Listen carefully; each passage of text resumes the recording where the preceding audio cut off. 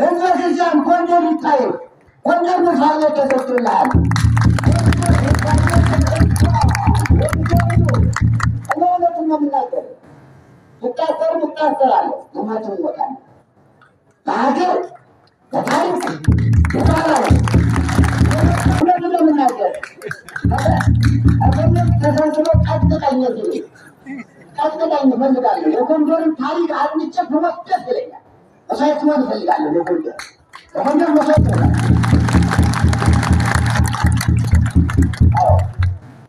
ስርዓቷን ታይሞት አደራም አለብኝ። የጣም አደራ ብሎኛል እንጂ አደራነቱን አንዳንድ ሲሰማኛል። የጎንደር እንዴት ጎንደርና ባጣጣለች እኔ አልወድም፣ ይከፋኛል። የጎንደር ስራ ሲለወጥ አልወድም። አልወድም ብቻ እንዲያ ሻይለኝም አይከበኝም። አደራ ጊዜ ታደራለብኝ ሲለወጥ አልወድም። ስርዓቱ ሲቀር አልወድም። ታሳዝነኛል። ዛሬ በአደባባይ ላልቀስ ብዬ ነው እንጂ ብሴን አለቅሳለሁ። ሁል ጊዜ ይሰማኛል። ግን ደግሞ ይመጡብኛል። በእናንተ የተማርነው ትምህርት እንዴት ይለወጣል?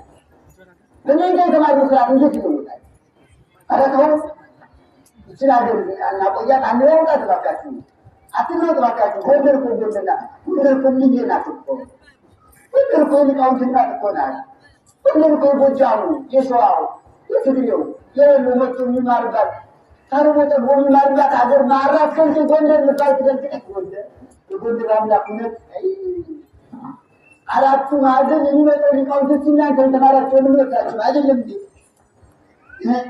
የጎንደር ተማሪ ሚባል ከልከለኛ ዘመን